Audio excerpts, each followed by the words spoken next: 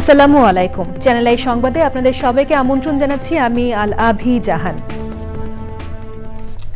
বিস্তারিত সংবাদের শুরুতেই জানিয়ে দিচ্ছি ফ্রেশ আটা ময়দা সুজি সংবাদ শিরোনামগুলো। পুলিশের হামলার বিচার সহ ৪ দফা দাবিতে দ্বিতীয় দিনের মতো কাকরাইলে জগন্নাথ বিশ্ববিদ্যালয় শিক্ষার্থীদের অবস্থান, যানজটে নগরবাসীর দুর্ভোগ। ২১শে আগস্ট গ্রেনেড হামলা মামলায় খালাসের রায়ের বিরুদ্ধে লিভ টু আপিল শুনানি ২৬শে মে পর্যন্ত মুলতবি, রাষ্ট্রপক্ষের বক্তব্য উপস্থাপনের এক পর্যায়ে আদেশ। ট্রাম্পের কাতার সফরে বাণিজ্য প্রতিরক্ষা সহ কয়েক বিষয়ে সোয়া $2 ট্রিলিয়ন চুক্তি সই, ২১০টি বোয়িং বিমান কিনবে কাতার এয়ারওয়েজ। এবং মানবজাতির মতো বন্যপ্রাণীদের মাঝেও কমতি নেই মাতৃস্নেহের, নানা প্রতিকূলতা থেকে সন্তানকে আগলে রাখে পরম মমতায়।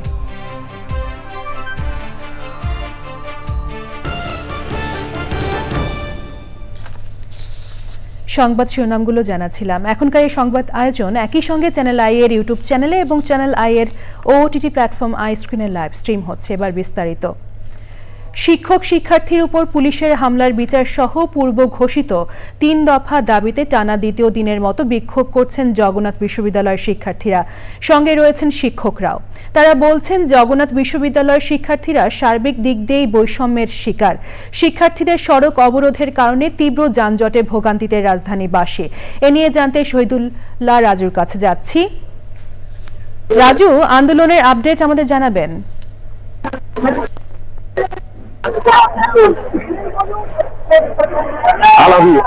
আবাসন ভাতা 70% পর্যন্ত বৃদ্ধি, জগন্নাথ বিশ্ববিদ্যালয়ের দ্বিতীয় ক্যাম্পাসের কাজ পরবর্তী একনেক সভায় অনুমোদন করে দ্রুত শেষ করা ও প্রস্তাবিত পূর্ণাঙ্গ বাজেট অনুমোদনের যে ৩ দফা দাবি ছিল, তার সঙ্গে গতকাল শিক্ষক শিক্ষার্থীদের উপর যে পুলিশের হামলা এবং টিএসএল গ্যাস নিক্ষেপ, এই ক্ষেত্রে পুলিশের বিচারের দাবি, এই ৪ দফা দাবিতে জগন্নাথ বিশ্ববিদ্যালয়ের শিক্ষার্থীরা কাকরাইল মোড় অবরোধ করে আন্দোলন করছেন।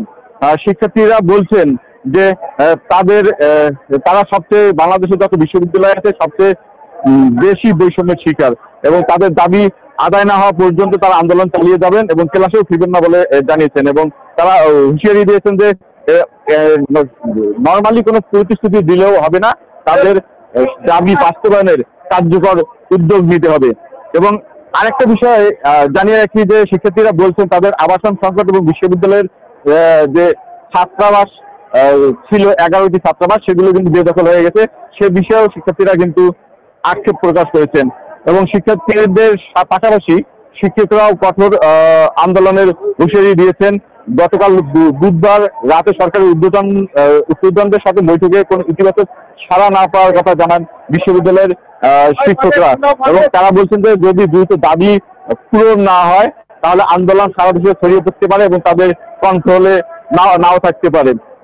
এবং গতকাল কিন্তু আপনারা দেখছেন যে দাদা লং মার্চ টু যমুনা সে লং মার্চ করে এসে এখানে আসে এবং এখানে পুলিশের সঙ্গে দফায় দফায় ধাওয়া পাল্টা দেওয়া হয় এবং তারপর থেকে কিন্তু শিক্ষার্থীরা আন্দোলন কন্টিনিউ করে যাচ্ছেন।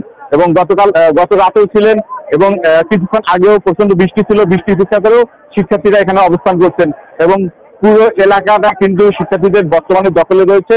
মৎস্য ভবন থেকে কাকরাইল যমুনার যে গেট, এই গেট পর্যন্ত এদিকে এবং কাকরাইল মোড় পর্যন্ত এই রাস্তাটা বন্ধ রয়েছে এবং আশপাশের রাস্তায় কিন্তু এখন যানজট রয়েছে এবং কাকরাইল মোড় কেন্দ্রিক যে সড়কগুলো, এই সড়কগুলোতে যান চলাচল বন্ধ রয়েছে। এবং শিক্ষার্থীরা বলছেন যতদিন না তাদের দাবি আদায় না হয় ততদিন পর্যন্ত তাদের এই আন্দোলন চলবে। আল আভি। শহীদুল্লাহ রাজু, ধন্যবাদ আপনাকে।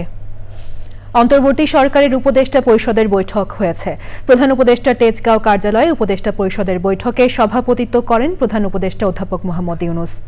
উপদেষ্টারা ছাড়াও ক্যাবিনেট ও জনপ্রশাসন সচিব সহ গুরুত্বপূর্ণ মন্ত্রণালয়ের সচিবরা বৈঠকে ছিলেন।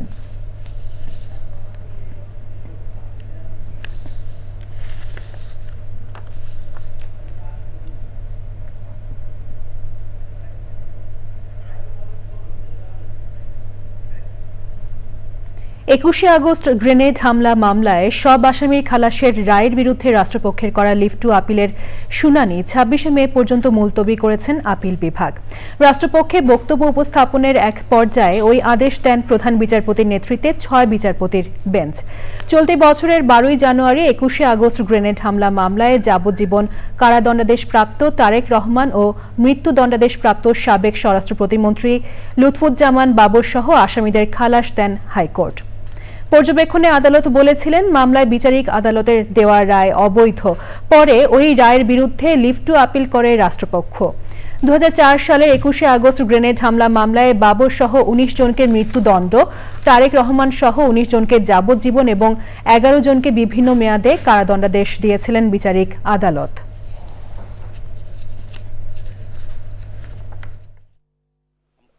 রাষ্ট্রপক্ষে ওনারা যেই পয়েন্টের উপরে আর্গুমেন্ট প্রেস করতেছেন এই পয়েন্টে ওনাদের লিভের গ্রাউন্ডে ত্রুটি আছে অথবা সঠিকভাবে ওটা গ্রাউন্ড নেওয়া হয়নি। তো যার জন্য অনারেবল চিফ জাস্টিস সাহেব বললেন যে চাইলে আপনারা আপনাদের গ্রাউন্ড ঠিক করেন এবং এটা ঠিক করে আসেন, এবং পরবর্তী ধার্য তারিখ দিল এই মাসের 26 তারিখে। বাংলাদেশের সমাজতান্ত্রিক দল বাসদের সাধারণ সম্পাদক বজলুর রশিদ ফিরোজ বলেছেন, জাতীয় ঐকমত্য কমিশনের কিছু প্রস্তাব মানা রাজনৈতিক দলগুলোর জন্য চ্যালেঞ্জিং। সকালে জাতীয় সংসদ ভবনের এলজি হলে জাতীয় ঐকমত্য কমিশনের সাথে বৈঠকের সূচনা বক্তব্যে তিনি বলেন, চ্যালেঞ্জিং বিষয়গুলোতে ঐকমত্যে পৌঁছানো কঠিন। মৌলিক বিরোধগুলো বাদ রেখে যেসব বিষয়ে কাছাকাছি ও আংশিক ঐক্যমত্য আছে সেগুলো নিয়ে আলোচনার মাধ্যমে অগ্রসর হতে হবে বলে মনে করেন তিনি। বজলুর রশিদ ফিরোজের নেতৃত্বে 11 সদস্যের প্রতিনিধি দল বৈঠকে অংশ নেয়। সূচনা বক্তব্যে ঐকমত্য কমিশনের সহ সভাপতি ডক্টর আলী রিয়াজ বলেন, রাষ্ট্র পুনর্গঠন কেবল কোনো রাজনৈতিক দলের বিষয় না, এটি জনগণেরও। দেশের রাজনৈতিক পথরেখা তৈরিতে মানুষের আকাঙ্ক্ষার প্রতিফলন ঘটিয়ে দলগুলোকে এগিয়ে যেতে হবে বলেও মন্তব্য করেন তিনি।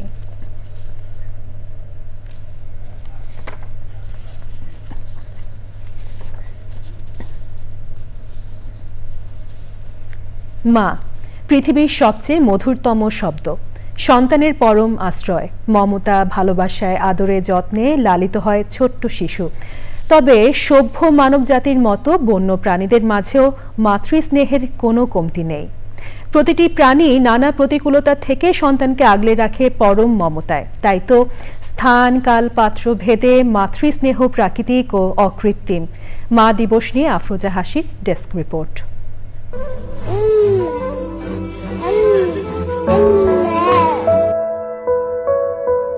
মায়ের প্রতি সন্তানের ভালোবাসা প্রকাশে প্রয়োজন হয় না কোনো সুনির্দিষ্ট দিনক্ষণ, উৎসব কিংবা আয়োজনের।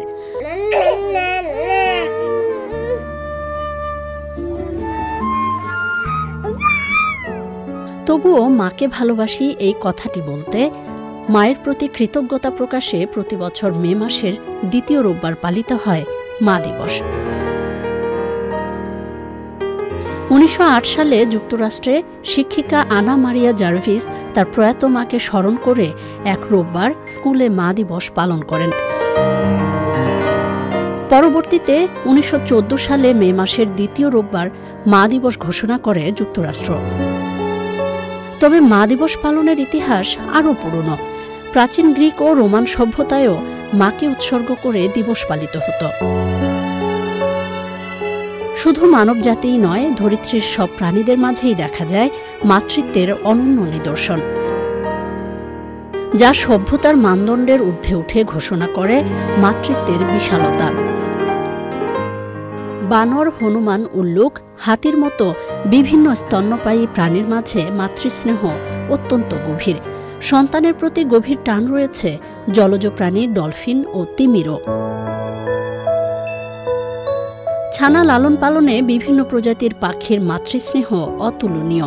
বাসা তৈরি থেকে শুরু করে ডিম দেওয়া এবং ছানা প্রতিপালনে প্রতি ধাপেই দেখা যায় পরম মমতার ছোঁয়া। তবে জলবায়ু পরিবর্তনের অভিঘাতে যেমন অস্তিত্ব হুমকিতে মানবজাতি, তেমনি আবাসস্থল সংকটে এসব প্রাণীরাও। তাই তো মায়ের উষ্ণ কোলের মতো প্রকৃতিতেও নিরাপদ আশ্রয় নিশ্চিত করা জরুরি। এতেই অকৃত্রিম মাতৃস্নেহ আর আশীর্বাদে নিরাপদ থাকবে মানবজাতি সহ সমস্ত প্রাণীকুল। চির অমলিন থাকবে ভালোবাসার স্নিগ্ধ স্রোতধারা, মাতৃত্ব। আফরোজা হাসি, প্রকৃতি ও জীবন ডেস্ক, চ্যানেল আই। মা দিবস উপলক্ষে বিশেষ আয়োজন দেখবেন আজ রাত 10:15 প্রকৃতি ও জীবন অনুষ্ঠানে। দেশে আঙ্গুর চাষ শুরু হওয়ায় এখন অনেক উদ্যোক্তাই স্বপ্ন দেখছেন বাণিজ্যিকভাবে আঙ্গুর চাষের। তবে চাঁদপুরের এক তরুণ গতানুগতিক ধারায় আঙ্গুর চাষে না নেমে পৃথিবীর বিভিন্ন দেশের প্রায় 100 রকমের আঙ্গুর নিয়ে করছেন পরীক্ষা নিরীক্ষা।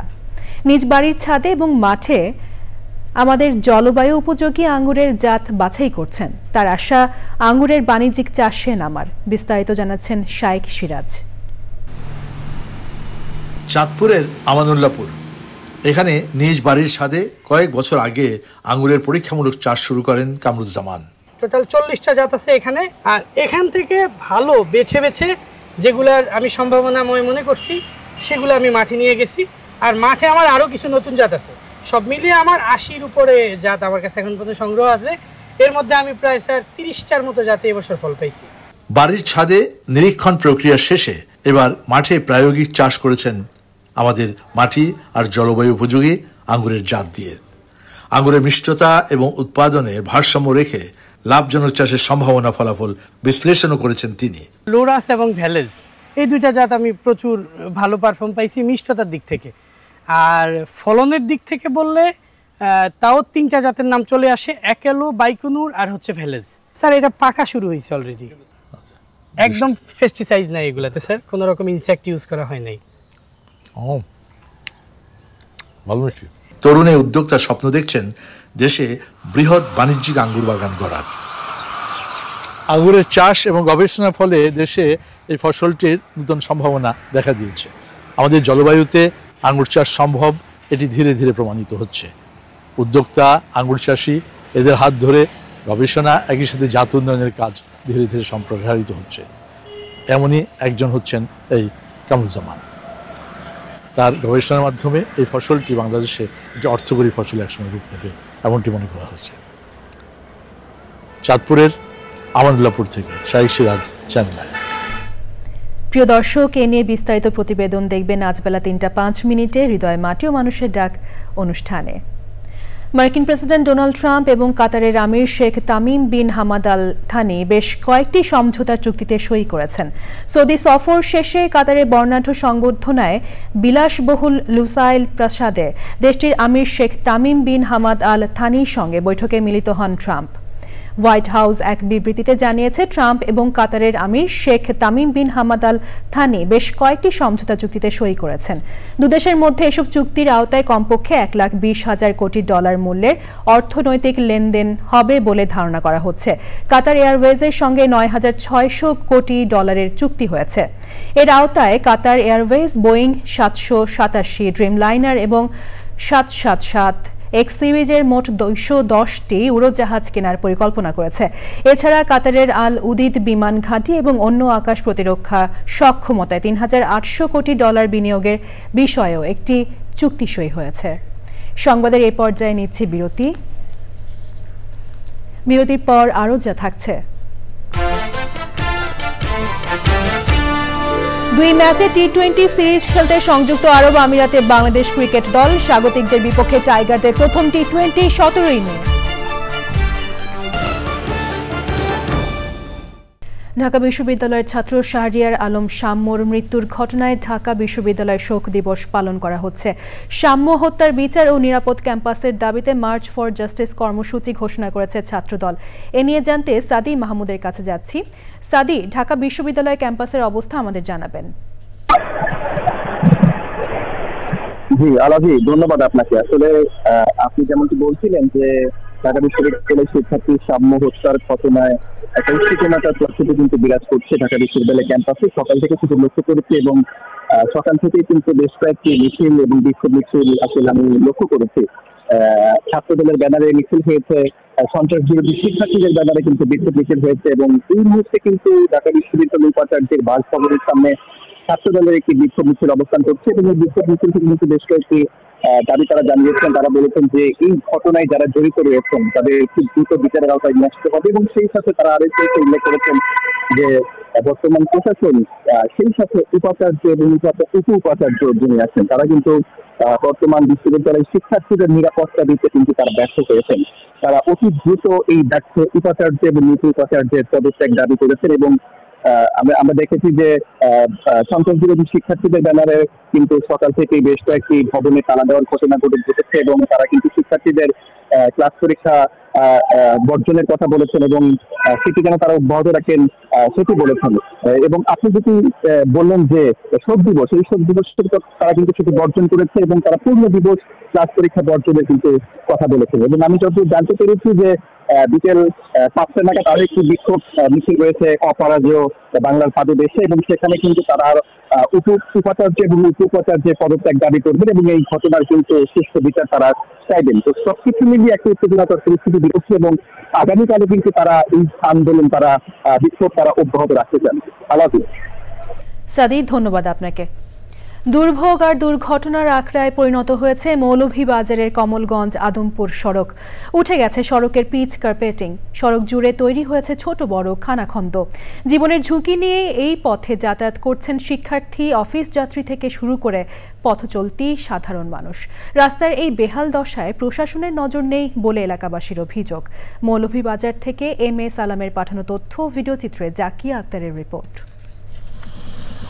মৌলভীবাজারের কমলগঞ্জে সংস্কারের অভাবে উপজেলা মোড় থেকে আদমপুর সড়কের 8 কিলোমিটার অংশে বিটুমিন ও খোয়া উঠে অসংখ্য ছোট বড় গর্ত আর খানাখন্দের সৃষ্টি হয়েছে। 2010 সালের পর থেকে দীর্ঘদিন সংস্কার না হয় পুরো সড়কে তৈরি হয়েছে অসংখ্য খানাখন্দ। গত বছরের বন্যার পর থেকে পরিণত হয়েছে মরণ ফাঁদে। 15 বছর ধরে ভাঙা ও খানাখন্দে চরম দুর্ভোগে আছেন আদমপুর, ইসলামপুর, মাধবপুর ইউনিয়নের কয়েক হাজার মানুষ। দীর্ঘদিন ধরে সড়ক সংস্কারের দাবি জানালেও কোনো ব্যবস্থা নেওয়া হচ্ছে না। তো এই যে রাস্তাটা, এটার অবস্থা খুবই খারাপ। অনেক দিন ধরে রাস্তাটা এইভাবে ভাঙা চোরা অবস্থা। এখানে আসলে কোনো সুস্থ মানুষ যদি এই রাস্তা দিয়ে চলে সে একেবারে অসুস্থ হয়ে পড়বে। রাস্তাটা খুব বেশি ক্ষতি হয়েছে, রাস্তার চলাফেরার উপযোগী না। যেমন দিন তেমন রাত্রে এই রাস্তাটা চলতে বিপজ্জনক একটা রাস্তা হইয়া দাঁড়াইছে আমরার লাগে। রোগীরা ঠিকমতো হাসপাতালে যেতে পারছে না, সময় মতো যেতে পারছে না, অফিস আদালতে যেতে আমাদের ব্যাহত হচ্ছে, ব্যবসা বাণিজ্যের ক্ষতি হচ্ছে, নানান ধরনের অসুবিধার আমরা সম্মুখীন হচ্ছি।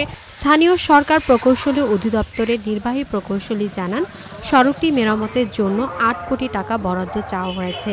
এই রাস্তাটি গত 24-এর বন্যায়, আগস্টের বন্যাতে ব্যাপক ক্ষতিগ্রস্ত হয়, কিছু কিছু জায়গায় ওয়াশ আউট হয়ে যায়, এবং সম্পূর্ণ রাস্তা মেরামতের জন্য প্রায় 8 কোটি টাকার একটা প্রাক্কলন আমরা অনুমোদনের জন্য LGD হেডকোয়ার্টারে পাঠিয়েছি। অনুমোদন পেলে আমরা দ্রুত এটা রাস্তাটি চলাচল উপযোগী করে সুন্দর করে মেরামত করতে পারবো। ভোগান্তি নিরসনে সংশ্লিষ্ট কর্তৃপক্ষ উদ্যোগ নেবে এমনটাই চান আদমপুর, ইসলামপুর, মাধবপুর ইউনিয়নের মানুষ। Zakia Akter, channel I. International convention city বসুন্ধরায় শুরু হয়েছে 3 দিনের সেফ HVACR এবং কোল্ড চেইন 2025 আন্তর্জাতিক প্রদর্শনী। সকালে সেভার ইন্টারন্যাশনাল লিমিটেডের এই আয়োজনের উদ্বোধন করেন বাণিজ্য সচিব মাহবুবুর রহমান। প্রদর্শনীতে HVACR এবং কোল্ড চেইনের সাথে সংশ্লিষ্ট দেশীয় বিদেশি বেশ কিছু প্রতিষ্ঠান অংশ নেয়। এ সময় বাংলাদেশ কোল্ড স্টোরেজ অ্যাসোসিয়েশনের সভাপতি Mostafa Azad Chowdhury, China enterprises association in বাংলাদেশের ট্রেড অ্যান্ড সার্ভিসেস ব্রাঞ্চ সভাপতি হান জিংচাও, সেভার ইন্টারন্যাশনাল লিমিটেডের ব্যবস্থাপনা পরিচালক মোহাম্মদ ফায়জুল আলম সহ অন্যরা উপস্থিত ছিলেন। 17 মে পর্যন্ত প্রতিদিন সকাল 10টা থেকে সন্ধ্যা 7টা পর্যন্ত প্রদর্শনী চলবে।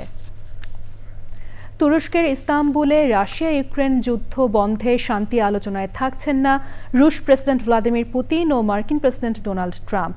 বুধবার রাতে ক্রেমলিন জানায় আলোচনায় অংশ নিচ্ছেন রাশিয়ার দক্ষ প্রতিনিধি দল। দলে থাকছেন প্রেসিডেন্সিয়াল উপদেষ্টা ভ্লাদিমির মেদেনস্কি এবং উপপ্রতিরক্ষা মন্ত্রী আলেকজান্ডার ফোমিন। রাশিয়া ও ইউক্রেন যুদ্ধ বন্ধের লক্ষ্যে বৃহস্পতিবার এই আলোচনা হওয়ার কথা রয়েছে। বিবিসির প্রতিবেদনে বলা হয়, বৈঠকে রুশ প্রেসিডেন্ট ভ্লাদিমির পুতিন থাকলে মার্কিন প্রেসিডেন্ট ডোনাল্ড ট্রাম্প অংশ নেওয়ার ইঙ্গিত দিয়েছিলেন, তবে শেষমেশ বৈঠকে অংশ নিচ্ছেন না রুশ প্রেসিডেন্ট পুতিন।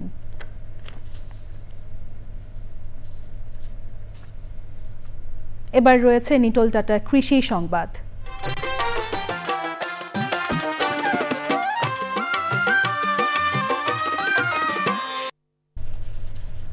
টাঙ্গাইলের 12টি উপজেলায় পলিনেট হাউসে বিভিন্ন সবজির আবাদ করে লাভবান হচ্ছেন কৃষক। বিশেষ করে টমেটোর আবাদ বেশ জনপ্রিয়তা পেয়েছে। এই পদ্ধতিতে চাষাবাদে কৃষকদের তথ্য ও প্রযুক্তি সহায়তা দিচ্ছে কৃষি বিভাগ। বিস্তারিত জানাচ্ছেন মুসলিম উদ্দিন আহমেদ। চলতি মৌসুমে টাঙ্গাইলে 680 হেক্টর জমিতে টমেটোর আবাদ হয়েছে। ফলন এসেছে 11,375 মেট্রিক টন টমেটো। এবার বাজারে অন্য বছরের তুলনায় টমেটোর দাম অনেক কম ছিল। তারপরেও পরিকল্পিত উপায়ে টমেটোর আবাদ করার কারণে অনেকেই লাভবান হয়েছেন। সরকারি সহযোগিতায় সখীপুরের নামদারপুর গ্রামের গৃহিণী রুমা আক্তার পলিনেট হাউসে এবার টমেটোর আবাদ করেন।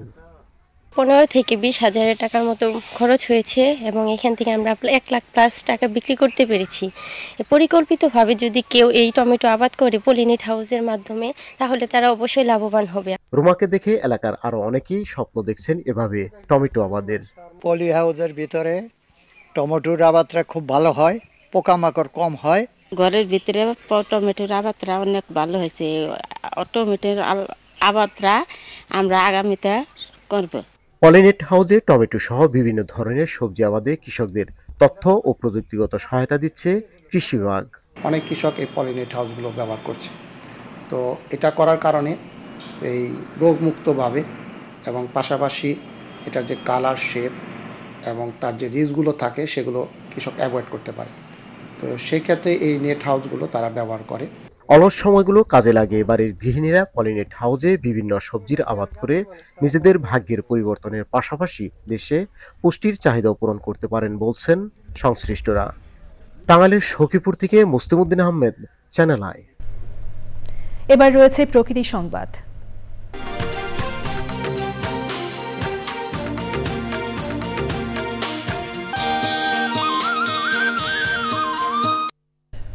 প্রচণ্ড তাপদাহ ও অনাবৃষ্টির কারণে ভূগর্ভস্থ পানির স্তর নেমে যাওয়ায় সুপেয় পানির তীব্র সংকট দেখা দিয়েছে ফেনীর বেশ কয়েকটি উপজেলায়। আর এতে চরম দুর্ভোগে স্থানীয়রা। সংকট সমাধানে প্রকল্পের বরাদ্দ বাড়িয়ে গভীর নলকূপ স্থাপনে জোর দিয়েছে জনস্বাস্থ্য প্রকৌশল অধিদপ্তর। রবিউল হক রবির তথ্য, ভিডিওচিত্রে সানজিদা স্নিগ্ধার রিপোর্ট। জলবায়ু পরিবর্তনের কারণে গত কয়েক দশক ধরেই বাড়ছে বৈশ্বিক তাপমাত্রা। দিন দিন এই পরিস্থিতি আরও বিপর্যয়ের দিকে ঠেলে দিচ্ছে মানব সভ্যতাকে। হুমকিতে পড়ছে জীববৈচিত্র্য। এমন পরিস্থিতিতে তীব্র তাপপ্রবাহ ও অনাবৃষ্টির কারণে নেমে যাচ্ছে ভূগর্ভস্থ পানির স্তর। ফুলগাজী উপজেলার জিএমহাটা ইউনিয়নের শরীফপুর গ্রামের অধিকাংশ নলকূপে মিলছে না সুপেয় পানি।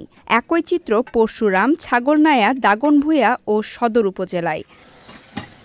এমনকি গভীর নলকূপেও পাওয়া যাচ্ছে না প্রয়োজনীয় পানি। 2-3 মাসের পানি উঠবে না। এখন আমরা এই পানি নিলেও কষ্ট করতেছি। এই দূর দূরান্ত থেকে আমাদের পানি আনতে হয়, ধরেন 1 কিলোমিটার হেঁটে যাওয়া লাগে। বাড়িতে অনেক সমস্যা, টিউবওয়েলে পানি উঠতেছে না। মোটর হেয়ার পাশে মোটর পানি উঠে না। আমরা রোডে গাড়ে যাই, অনেক দূর থেকে পানি আনতে হয়। জেলার 1 লাখেরও বেশি নলকূপে এমন সমস্যার কথা জানিয়েছেন স্বাস্থ্য প্রকৌশল অধিদপ্তর। একদমই বৃষ্টিপাত হচ্ছে না। বৃষ্টিপাত না হওয়ার কারণে পানির লেয়ার নিচে নেমে গেছে এবং প্রতি বছরই পানির লেয়ার আপনার প্রায় 2 থেকে 3 ফিট নিচে নেমে যায়। তো এই সমস্যাটা আশা করি থাকবে না। পাশাপাশি আমরাও চেষ্টা করতেছি এটা দ্রুত স্বাভাবিক করার জন্য বা আমাদের নতুন যে বরাদ্দ আসছে যে নলকূপগুলো সেগুলো বসিয়ে রিকভার করার জন্য। প্রাকৃতিক এই বিপর্যয়ে জনসাধারণকে ভোগান্তির হাত থেকে রক্ষায় সরকার দ্রুত প্রয়োজনীয় ব্যবস্থা নেবে আশা স্থানীয়দের। সানজিদা স্নিগ্ধা, প্রকৃতি ও জীবন ডেস্ক, চ্যানেল আই। এখন দেখবেন খেলার খবর।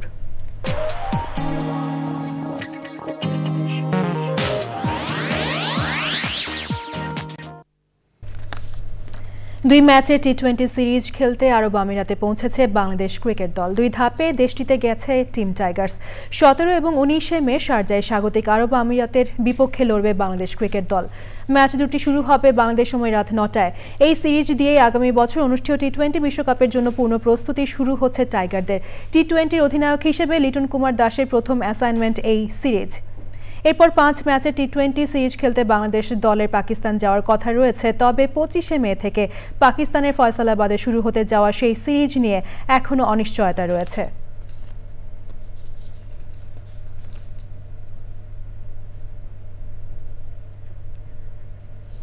সাফ অনূর্ধ্ব-19 ফুটবল চ্যাম্পিয়নশিপের সেমিফাইনালের প্রতিপক্ষ হিসেবে নেপালকে পেয়েছে ডিফেন্ডিং চ্যাম্পিয়ন বাংলাদেশ। 6 জাতির টুর্নামেন্টের এই গ্রুপ থেকে আগেই কোচ গোলাম রব্বানী ছোটনের শিষ্যদের শেষ 4 নিশ্চিত হলেও গ্রুপ চ্যাম্পিয়ন ঝুলেছিল মালদ্বীপ ভুটানের ম্যাচের উপর। ম্যাচটি ড্র হওয়ায় 4 পয়েন্ট নিয়ে গ্রুপ সেরা বাংলাদেশের তরুণরা বি গ্রুপে নেপালকে 3-0 গোলে হারিয়ে গ্রুপ সেরা ভারত হারলেও 3 পয়েন্ট নিয়ে রানার্স আপ হয়ে নেপাল পেয়েছে সেমির টিকিট। 16 মে শুক্রবার অরুণাচলের গোল্ডেন জুবলি স্টেডিয়ামে প্রথম সেমিতে নেপালের মুখোমুখি হবে বাংলাদেশ। সবশেষ 2015 সালে প্রথম অংশ নিয়ে শিরোপা জিতেছিল বাংলার তরুণরা। সেমির আগে বাড়তি সময় পাওয়ায় বুধবার অনুশীলনে নিজেদের ঝালিয়ে নিয়েছে আব্দুল কাদির, মোর্শেদ আলীরা।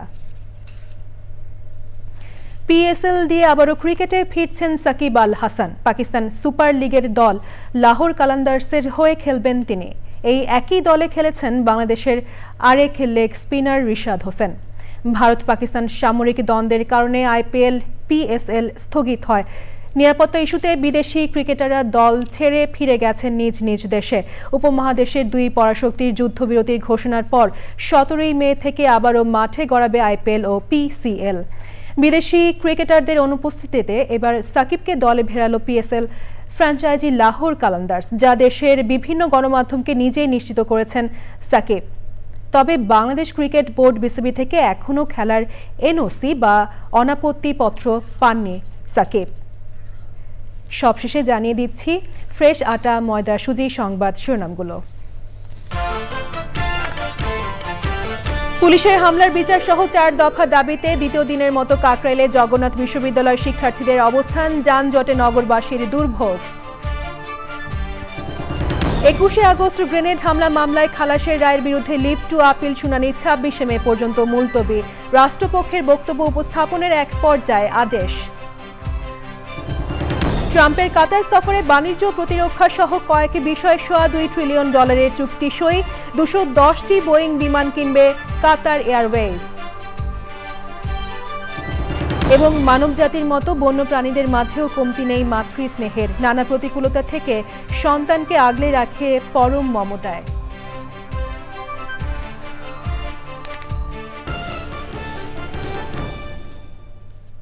চ্যানেল আই এর সর্বশেষ সংবাদ জানতে ভিজিট করুন channelionline.com এ। যুক্ত থাকুন আমাদের সোশ্যাল মিডিয়া প্ল্যাটফর্মগুলোর সাথে। পরবর্তী শীর্ষ খবর দেখার আমন্ত্রণ রইল। ধন্যবাদ সবাইকে।